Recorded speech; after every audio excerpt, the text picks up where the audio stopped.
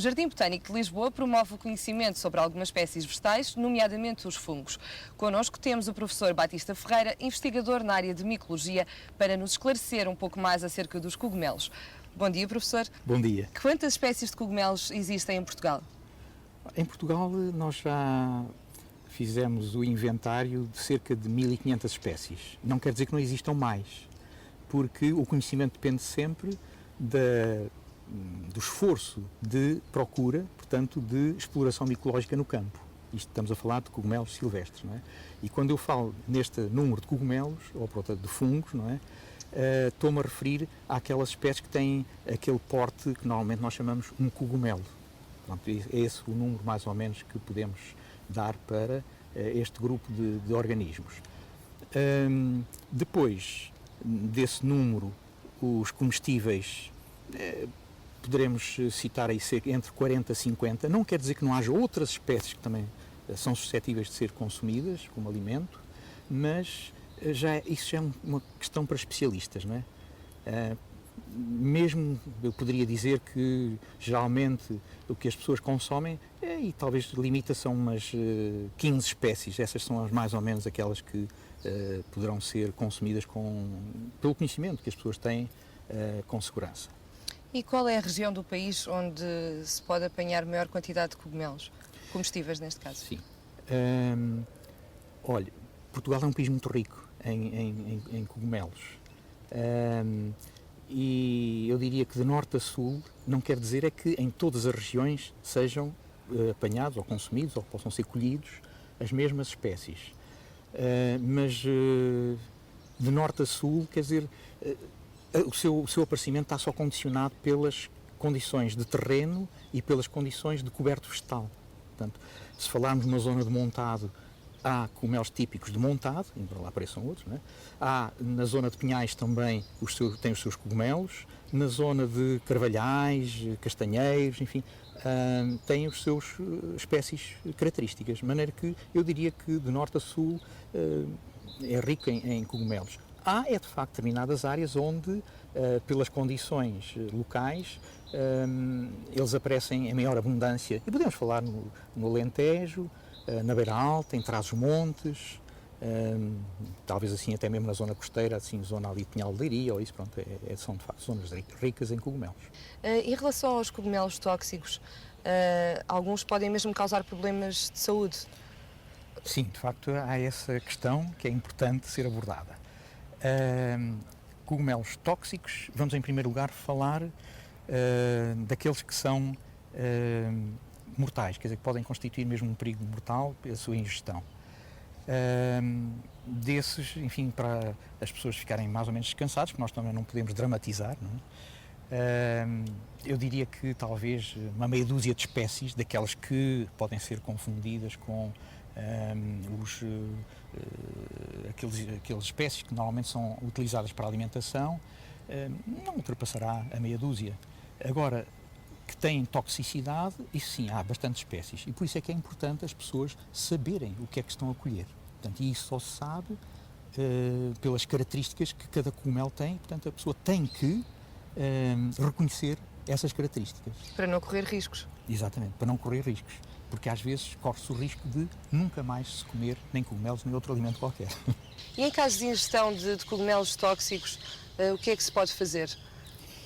Olha, nesse caso, a primeira medida é recorrer logo aos cuidados médicos. Dirigir-se ao hospital local, centro de saúde, enfim, médico.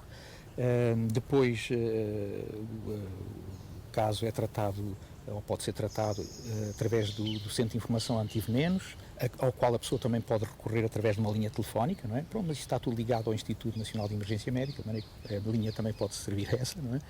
Mas aqui o que é importante é saber que, de facto, há cogumelos que podem ser tóxicos e podem ser confundidos com as espécies comestíveis. Exato.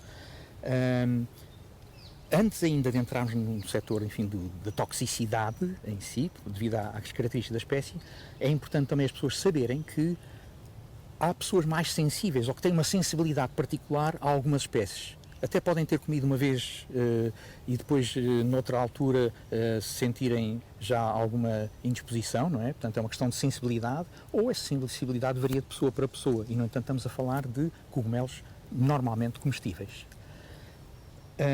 Agora, portanto, a quantidade de cogumelos que se come pela primeira vez de uma determinada espécie é importante não abusar nunca. Nem na primeira vez, sobretudo na primeira vez comer quantidades muito pequenas, e depois nunca abusar, não é? Portanto, comer com conta, peso e medida. Agora, quanto aos cogumelos tóxicos, há alguns, e ainda são alguns, que de facto produzem ou provocam problemas gastrointestinais. Esses, enfim, normalmente são ultrapassáveis, quer dizer, a pessoa não deve entrar em desidratação, pronto, mas isso são os cuidados médicos. Agora, em relação àqueles que são mortais, a pessoa muitas vezes também começa por sentir indisposições gastrointestinais, sudação, pronto, todos uns sintomas que são incómodos, mas que a pessoa só depois, ao fim de 48 horas, e quando às vezes já parece que os sintomas estão a passar, é que a toxicidade do cogumelo, como é o caso da Amanita phalloides, está então a atuar já na destruição de tecidos, a nível do fígado, a nível dos rins, e nessa fase já é muito difícil haver uma recuperação, a não ser por um transplante ou tratamentos, enfim, pronto, há de facto possibilidade. Mas muitas vezes as pessoas, quando recorrem aos cuidados médicos, já é tarde demais, e isso aí é que há muito a terem atenção. Em relação aos cogumelos de supermercado, o consumo é 100% seguro? Sim. Aí é 100% seguro e é uma recomendação, de facto, até mesmo para aliviar a apanha dos cogumelos no campo. As pessoas podem recorrer à prateleira do supermercado para se abastecerem de cogumelos. Não há qualquer problema em relação à toxicidade deles, até porque são espécies que foram selecionadas pelos produtores e essas espécies só crescem naquele substrato naquelas condições controladas. Portanto, é uma boa maneira de consumir cogumelos em segurança. Falámos há pouco da importância de reconhecer as espécies comestíveis ou não. Qual é a importância dos passeios micológicos, neste caso, para que haja esse reconhecimento? É uma atividade que eu acho que tem bastante importância.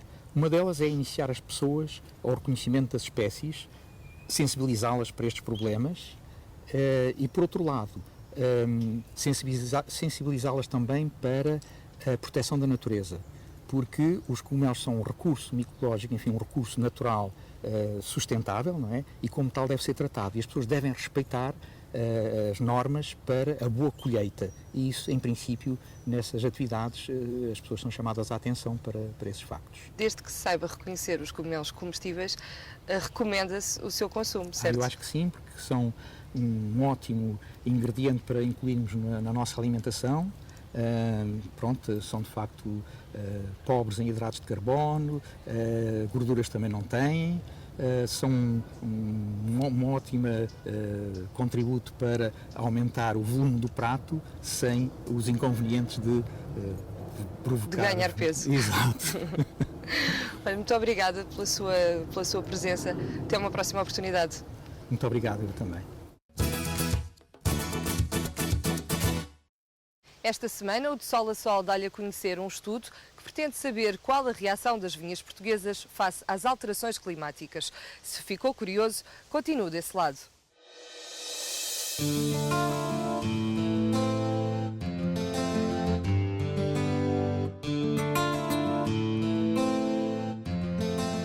Com a Cimeira de Copenhague ainda na nossa mente, o CIAM-VT é um projeto que pretende identificar que reações podem provocar as alterações climáticas na vinha portuguesa.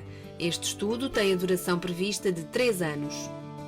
Então o que é? Fundamentalmente, pegar em cenários de alterações climáticas e procurar usar um modelo que existe, adaptá-lo às nossas situações climáticas e ambientais de outras naturezas e projetar para o futuro o efeito, portanto, de um clima diferente sobre a viticultura.